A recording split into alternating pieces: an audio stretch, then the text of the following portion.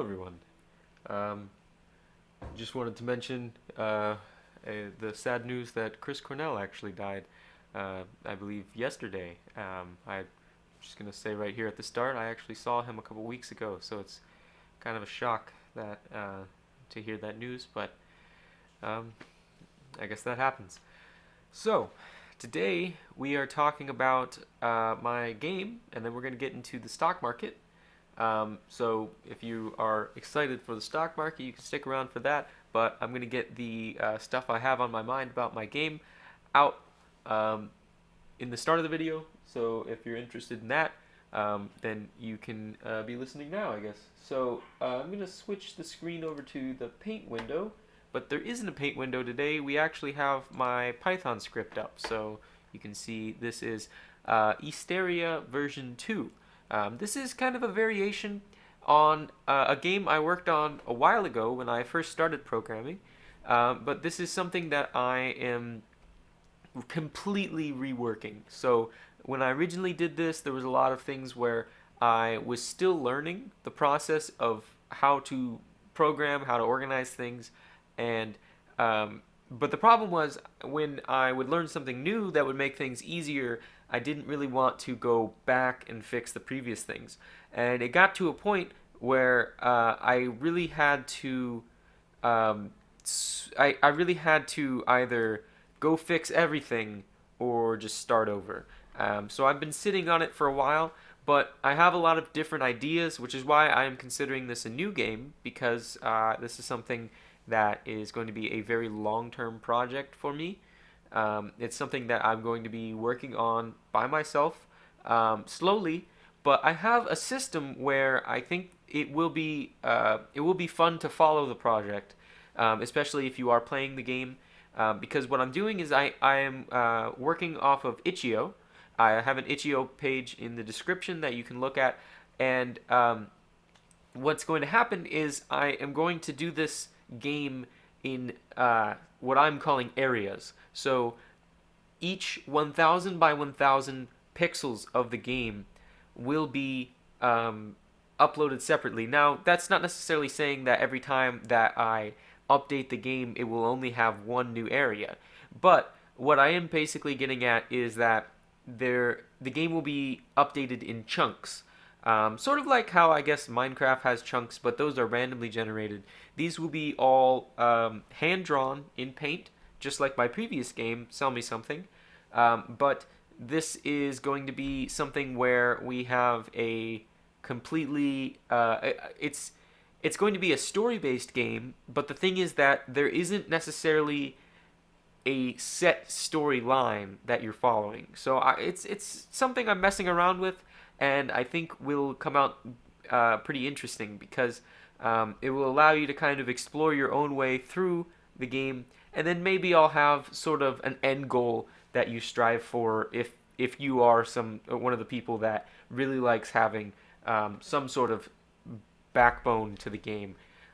So right now, what you're looking at here on the window right here with my cursor, what you're looking at is actually a slimmed down version of my current of my previous character. So that's the character from Sell Me Something. So it's actually the sprite and everything that I already drew. I just wanted to have something for bug testing. I will be updating that. Actually, I believe we're going to go for a top-down view this time. I'm not sure. I'm going to mess around with a little bit of it. I might go for the same sort of three-quarter view, but I'm not sure what I'm planning to do for that. So right now, this is where we get into the different stuff. So I'm doing this completely object-oriented. So I'm building up my data classes to be something that later I basically have my own game engine and I can just go plug in the numbers. It will update what I need to, and it will be fairly easy on my part. Basically, what I would be doing at that point would be the art and the actual conversations or the gameplay itself, as opposed to having to build like walls and objects and whatnot. So that's basically what you're seeing right here. Obstruct, the obstruct class is for something that is just an object or maybe a wall. And then we have an interactable So these are going to be NPCs. They could be perhaps like a bookshelf that you could interact with. Basically obstructions, but also they can be anything from an obstruction that you can talk to and interact with to like an actual character, maybe like a bartender or something like that that you could buy and sell things from. So interactables are going to be pretty complex. So the actual space that we're going to be working with is broken up into three different sectors. So we have areas. Within those areas, there are buildings, and within those buildings, there are rooms. So the reason that I'm splitting it up this way is so that each building that is in an area will be associated with that area, and when you are in that area or near to that area, and by area I mean 1000 by 1000 pixels, then that is when the buildings will be loaded in. So in the previous attempt at making this game a while back, I had troubles with buffering because as I started to build the game to a larger size, there were more and more things that the program had to do every single cycle. And so what I'm planning to do is completely remedy that by sort of by the same logic that Minecraft has, where there are chunks of the world that are loaded at a time. So basically, what's going to be happening is anything that you could possibly see will be loaded in. Now, there might be some clocks and whatnot in terms of maybe like a quest you're doing that will be running in the background constantly. But the way that I'm building this is from the bottom up. So we start by assigning an area. And so what I'm doing is I'm actually this is just a null area so that I can keep the formatting and just copy and paste that. But so this is the starting area. So we have our area, which is spawn. I'm just giving a little detail, and I'm also keeping track of the areas way up here, right here. So I'm gonna keep a key because these are going to be part of an array, and I want to be able to know what each individual index of that array is at any point in time. So that's what this means, this 0. And then the coordinates of the top left corner in terms of the entire map. So these coordinates, I believe what I've done here is I've divided the coordinates by, I want to say 10. Just because we have a coordinate system where the chunks are 1000 long. So just to make things easier for the actual that might be what I'm talking about. I think I actually divided everything by 1000 for these coordinates. So, but I mean, it doesn't matter that it's 0, 0. But if we get to 1 to the right, then that would be x1 0 y0, which just kind of simplifies things because everything is on a magnitude of 1000. You don't really have to think about that. You can just think of like what chunk you're in. So here we have the area is now part of the environment, and then I loaded in this background image. Now this background image is actually blank. It's just a blank 1000 by 1000 square. I just wanted to have something as a placeholder so that I could see if it was printing to the screen. And I'll actually see if I can do that in a second just to show you what I've worked on so far. The buildings, this is a key for the buildings. So just like how I had the list up there for the areas, now within each area there will be obstructions, buildings, and interactables. And then within each building there are rooms, which will also have obstructions and interactables within them. So I'm just kind of doing sort of an outline sort of based for this object-oriented programming. So you can see that when we get to the buildings, then we just add builds to this this data structure we're working on, and so we've added this in to the area, which is the area 0, and now there is one building building index 0, in the environment, in Area 0. So we have our location. So this location is actually it's the true coordinates. I'm still deciding because this is just the first area and everything is based off of the 0, 0 coordinate. Um, I'm deciding whether I want this to be the true coordinate in the environment or just the coordinate in the area. I think the coordinate in the area would be more dynamic because then I don't have to do the math every time I want to put something. If it's far off into off to the right, then I don't want to have to make the x extremely large to accommodate for that. I can just do things based off of the top left corner of the current area, and then the area's actual coordinate will be logged um, with itself. So here we see that it's 0, 0. Um, so then we have the building's image, which right now is just a rectangle. And then we have the walls that I was working on earlier today. I don't actually have the collision system in play right now, but what I should be able to do is I should be able to just run this and show you what it looks like to have those two images printed to the screen.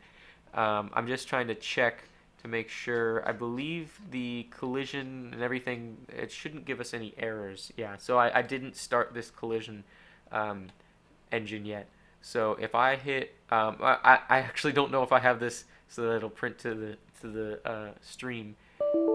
So we do have an error. I believe that's supposed to be a 1, and that should also be a 1. Oh, I've opened the help thing. A 1. And we're getting kind of a weird error kind of thing. I think it's because I'm streaming and it's taking a large toll on my graphics card right now to have both my screens up and everything. But I will probably post some screenshots of that on Facebook as I get more development. Right now, there's not much happening. So basically, what happens when I run it is that I have a big white rectangle, right, white square that is the area, and then off to the side, because I've made it a rectangular viewing screen, there is a portion that is not white. I believe I made it like a sand color, just to have as the background. So what that shows is that the area is being printed at 0, 0, and then you can see the rectangle where the room is. So it's nothing spectacular. I also have the character able to run around inside that, but I'm working on the walls, and that's pretty much it. But so the big thing with this game is that I'm gonna try and do like an elevator talk for this so that I can post this separately to the itch.io page. So basically, what this game is that it's going to be completely developed by me, and I will be doing all of the artwork for it by hand in Paint. So if you've seen my previous projects with Sell Me Something, this is going to be a higher order of detail because of the amount of time I will be spending on this. So I'm going to be cutting it up into chunks of 1000 by 1000 pixels, and I'm going to be hand drawing all of the artwork. What I'll probably do for the itch.io page is I will get the gameplay itself running with just a simple outline of objects in each section and post that, and then I will do the artwork and then update it again. So there's going to be a lot of updates, very hopefully fast-paced updating, and so what that should mean is that even if you have already played the game to its fruition, in the next few weeks there might be a new section you can go explore. So I think this is going to be something that that people might want to jump on now while it's in early development, and just kind of keep an eye on as it grows into something better. So the idea behind this is that there's no real big story, but what's going to happen is that there's going to be a lot of little miniature quests, and you'll build stats and acquire items, and then you can use those items in various ways. You'll be able to buy and sell things with currency, and then just kind of interacting with the NPCs. There will be a lot of kind of quirkiness and Easter eggs throughout the entire game. That's actually kind of the idea behind the name Easteria, is that the entire game will be full of Easter eggs. Just because I get bored if I'm just doing a normal story, so what I'm going to do is I'm going to do a lot of little stories, and then those stories should, in the long run, eventually build up into something greater, so that maybe one day you can go, I don't know, fight a dragon or something. But for right now, we're just in the development stage, and it's going to be working its way through the process. So if you want to jump on board, then you can subscribe to this channel if you haven't already. And I will be posting as many updates as I code them out. So I hope you guys enjoy the game that will be made. So that being said, I'm going to switch over to the stock market now. So let me go switch the screen, and we should be good to go. I do have my calculator here today, so I'm not being lazy as per usual. There's a weird visual glitch thing. I think this is the same as what was happening with Python, but that shouldn't be too much of a problem as long as it doesn't slow down my actual computer. So let me grab the random number generator while I'm talking here. But so we did receive a significant increase in votes. That being said, the previous amount of votes was 1, so that's not really saying much. But okay, so what happened was we had I should probably go check this just to make sure that oh no, okay, no, I remember what it is.